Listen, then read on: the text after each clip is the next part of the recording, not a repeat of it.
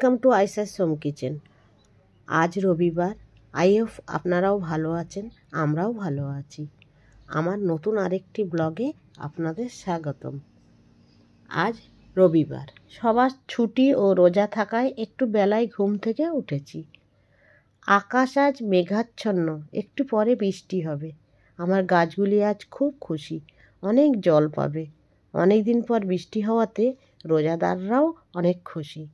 একটু হলেও পরিবেশ ঠান্ডা হবে। আজ আমি রান্নাটা আগে সেরে নেব। আজ বাটা মাছ ও পটল চিংড়ি বানাবো।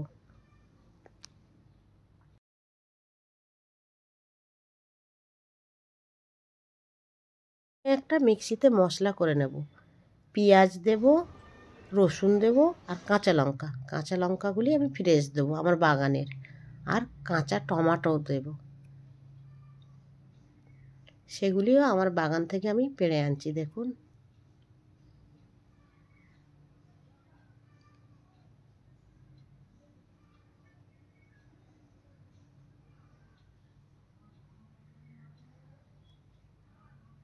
আমি চিচিঙ্গে গাছ, তারপর উচ্ছে গাছ আর কুমড়ো গাছ বসিয়েছি, মাচাও করেছি দেখুন সুতো দিয়ে। টমেটো আর কাঁচা লঙ্কা পাড়া হয়ে গিয়েছে, এর ভালোভাবে ধুয়ে মশলায় পিষে নেব। ওই কাঁচা লঙ্কা দেব, দিয়ে ভালো করে মিক্সিতে পিষে নেব সামান্য জল দিয়ে। কড়াই তেল দেব, দিয়ে পেঁয়াজ বাটা দিব, চিংড়ি মাছটাও দিয়ে দেবো, দিয়ে ভালোভাবে নেড়ে চেড়ে নিয়ে ওতে আমি দিয়ে দেব সামান্য একটু জল দিয়ে আরও বেশ খানিকক্ষণ নেড়ে চেড়ে নেব। এরপরে আমি একে একে মশলাগুলো দিয়ে দেব।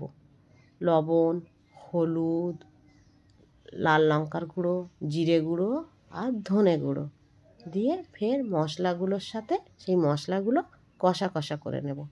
এরপর ওতে পটল আর আলুটাও দিয়ে দেবো, দিয়ে বেশ খানিকক্ষণ নাড়াচাড়া করে নেব, করে চাপা দিয়ে মিনিট 3-4 হতে দেবো। পটল আলু এরকম চাপা দিয়ে দিয়ে কষলে খুব সুন্দর একটা সেন্ট বেরোয়। তারপরে ঝোলের জন্য যতটুকু জল দরকার দিয়ে ফের 5-7 মিনিট হতে দেবো। এই তো আমার পটল আলু রান্না হয়ে গিয়েছে। আলুটা আমি দেখে নিচ্ছি নরম হয়েছে কি না। এরপর বাটা মাছটা রেঁধে নেব। কড়াই তেল দিয়ে গরম হতে দেবো। আমার রান্নাঘরটা কত নোংরা হয়েছে দেখুন, চারিপাশে ওইগুলো কালো হয়ে গেছে। রান্নার পরে পরিষ্কার করব। সাদা জিরে ও কালো জিরে দিয়ে গরম তেলে ফোড়ন দেব, ওতে কটা কাঁচা লঙ্কাও দিয়ে দেবো।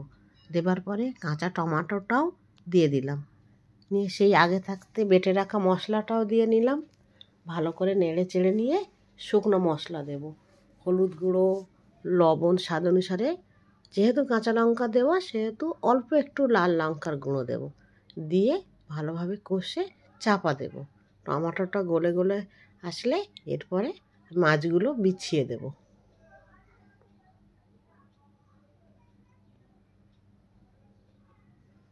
মাছগুলো বিছিয়ে দিয়ে চাপা দেব। 2-3 মিনিট পরে একটু উল্টে দিয়ে আবার চাপা দেব। রান্না করতে করতে প্রতিদিন আমি যা দেখি, ভাবলাম আপনাদেরকে নিয়েও দেখি। এই সুবিশাল আসমান আর ছড়ানো সবুজে ভরা আমাদের প্রকৃতি একদিকে যেমন আমাকে উন্নত মানসিক শান্তি দেয়, আর একদিকে আমাকে প্রাণবন্ত রাখে, নতুন নতুন কাজের উৎসাহও পাই। আপনাদেরকে নিয়ে যদি আমার গল্পের দেশে এখন হারিয়ে যাই, তাহলে 2-3 মিনিটের মধ্যে আমার রান্নাঘর থেকে যে গন্ধ বেরোবে তা আমার গল্পের রাজ্যকে একেবারে দুর্গন্ধময় করে দেবে। তার থেকে আমি আমার রান্নায় ফিরে আসি। আমার বাটা মাছটাও রান্না কমপ্লিট হয়ে গিয়েছে। এই তো আজকের আমাদের মেনু: ভাত, পটল চিংড়ি, বাটা মাছ আর আগের দিনের মাংস রান্না। এইবারে রান্নাঘরটাকে আমি পরিষ্কার করে নেব। রান্নাঘরটা ওই কালো দাগগুলি আমি যেভাবে পরিষ্কার করি, আমি হারপিক, টয়লেট ক্লিনার যেগুলি আছে ওগুলো দিয়েই পরিষ্কার করি। প্রথমে একটু বাটিতে ঢেলে নিয়ে স্কচ ব্রাইটের পুরানো নরম যে ভাবটা হয়ে যায় সেটা দিয়ে প্রথমে অল্প অল্প করে দেওয়ালে লাগিয়ে দিই। তারপর 3-4 মিনিট রেস্টে রেখে নতুন একটা স্কচ ব্রাইট বা তারের জালি দিয়ে আমি এগুলো ঘষে ঘষে তুলব। তারপরে জল দিয়ে ধুয়ে নেব। এবারে একটা শুকনো কাপড় দিয়ে আমি ভালোভাবে মুছব। বেশ খানিকক্ষণ মোছার পর দেখুন আমার কালো দাগগুলি আর নেই। আবার রান্না শেষ হয়ে গিয়েছে, চান করতে বাকি আছে। এরকম একটা মাছের অ্যাকোরিয়াম আমি কিনে এনেছি পুরানো দোকান থেকে, সেটা পরিষ্কার করে নিচ্ছি। প্রথমে এমনি নর্মাল সার্ফ দিয়ে আর জল দিয়ে স্কচ ব্রাইট দিয়ে পরিষ্কার করে নেব।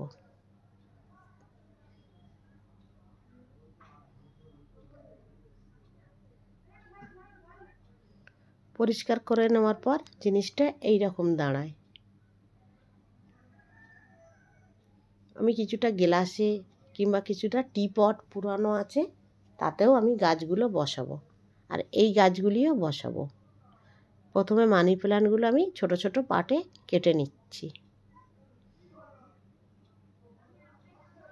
মানি প্ল্যান্টগুলো কাটা হয়ে গিয়েছে। আমার এই অ্যাকোরিয়ামটার এই শেষেরটা ফাটা আছে, এখানে জল দিলে জল পড়ে যাবে। ওইটা বাদে বাকি সবগুলো আমি জলে ভরে নিলাম। এতক্ষণ পর্যন্ত যদি আমার ভিডিওটা আপনাদের একটুও ভালো লেগে থাকে তাহলে প্লিজ একটা লাইক করে দিন। আরও যদি ভালো লেগে থাকে তাহলে একটা সাবস্ক্রাইব করে পাশে থাকা বেল আইকনটা চেপে দিন। তাহলে আমার ভিডিওটা ছাড়া মাত্রই আপনার কাছে সবের আগে পৌঁছে যাবে, তা আপনি দেখে নিতে পারবেন।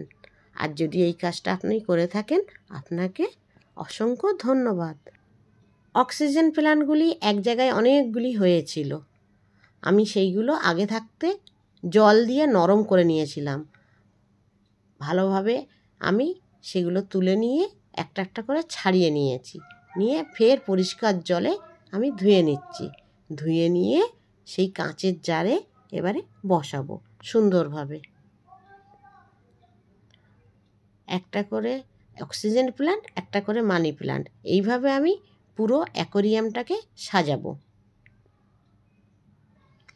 ওই ফাঁকা জায়গাটায় আমি মাটি দিয়ে ছোট্ট গাছটা অল্প একটু পাট খুলে নিয়ে সেটাও বসিয়ে দেব। এই দেখুন আমার অ্যাকোরিয়ামটা সবুজে ভরে গিয়েছে সুন্দরভাবে। আমি আরও গাছ বসাবো, এরকম পুরানো গ্লাস, ফাঁকা সিরাপের বোতল, ফিনাইলের বোতল, সেগুলো আমি ফেলি না, সেইগুলো এইভাবে আমি সাজাই। দেখুন আমার সিঁড়িটা কত সুন্দর ওই জিনিস দিয়ে সবুজে ভরে গিয়েছে। আমার সবুজে ভরা সিঁড়িটা কেমন হয়েছে আপনারা কমেন্ট করে অবশ্যই জানাবেন। এখানে আমি একটা টিপস শেয়ার করব এই মোজা নিয়ে। অনেক সময় আমরা কোনো জায়গায় বেড়াতে গেলে মোজার সেট আমরা সবসময় পাই না, তাই জন্য কী করব, মোজা যখনই ধোবো তখন একটার সাথে একটা আমরা গাঁট বেঁধে রেখে দেবো। তার ফলে কী হবে, মোজাগুলি হারাবে না, সেটগুলো ঠিকঠাক জায়গায় থাকবে। আর মোজাগুলো আরও সুন্দরভাবে রাখতে হলে এইরকম একটা কৌটোয় ভরে কিংবা একটা ব্যাগে ভরে তার চেন টেনে পরিষ্কার জায়গায় রাখতে পারেন।